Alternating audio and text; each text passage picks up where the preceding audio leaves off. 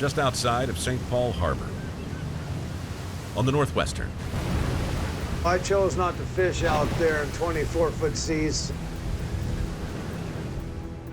It's so late in the game, I just don't want anybody to get hurt, and I'm beating the boat up. Heavy seas and 40-knot winds have forced Captain Sig Hansen to an early offload. You've got all the whitewater breakers coming up on that jetty. So you got to surf your way in and then turn 90 degrees to get into that place. But maneuvering into the harbor is a different story.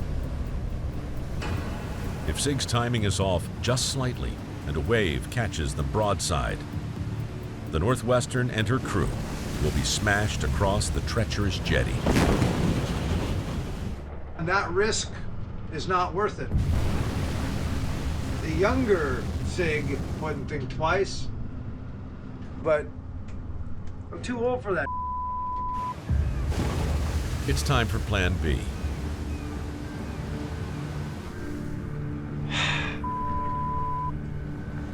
Once again, Mother Nature is in control, not me.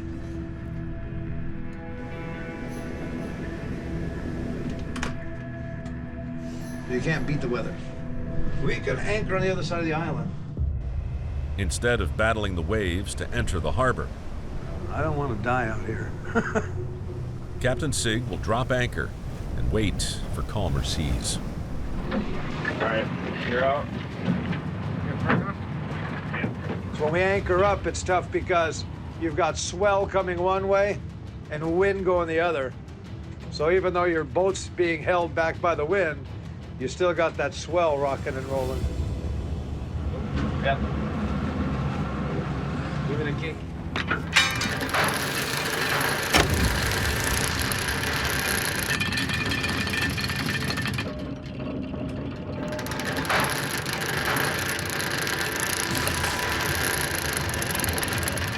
It'll take probably half a day for this to mellow out, if not more. So just because you're sitting on anchor doesn't mean you're sitting pretty. You got a big groundswell, surge. Well, we got to keep an eye on things here. The anchor grabs a hold of the bottom, but the extreme weather puts maximum stress on the old equipment. I think it'd be all right.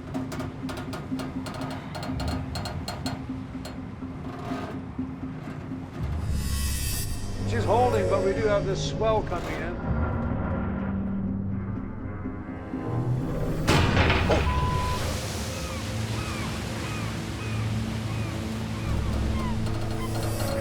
On the Northwestern.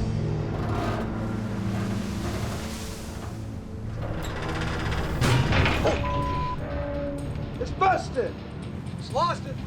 No. The cable holding the boat's 1,500-pound anchor Cable snapped. is broken. This sucks.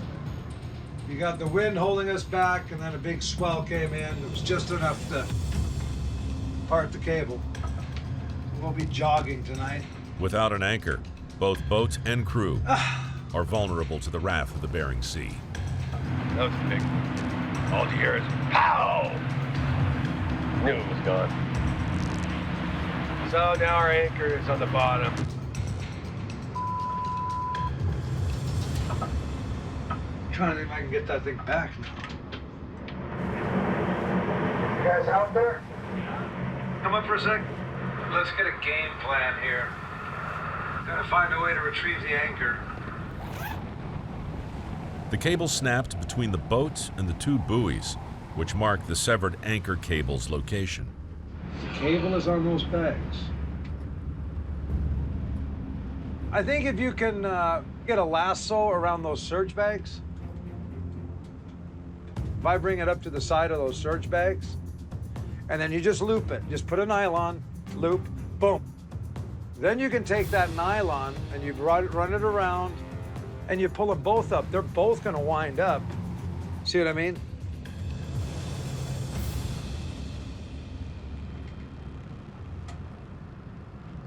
Huh?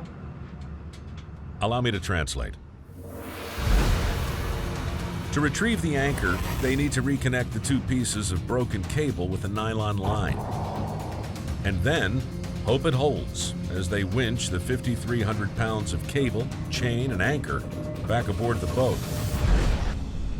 I mean, you think that's doable?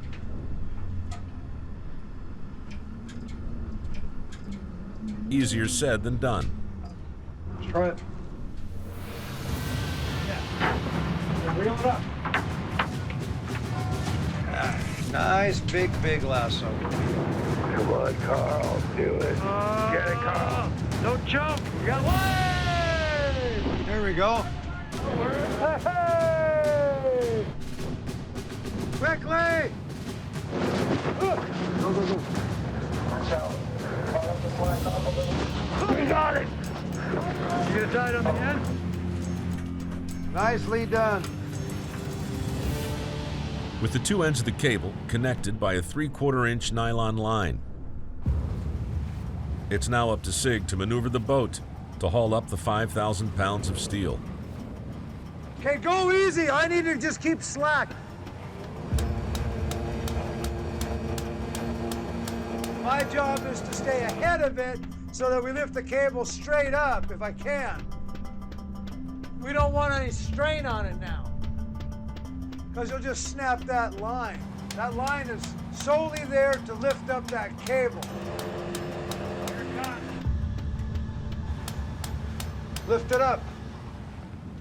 Okay, bring it up, man. Get that cable up on it. Try to overlap it so you get a bite. We can get a wrap on that drum, then we've got it. Skinny coming off that drum.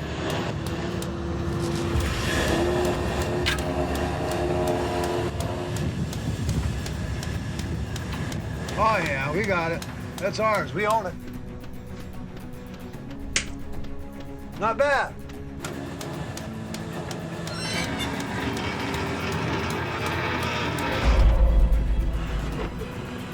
We'll get our anchor back.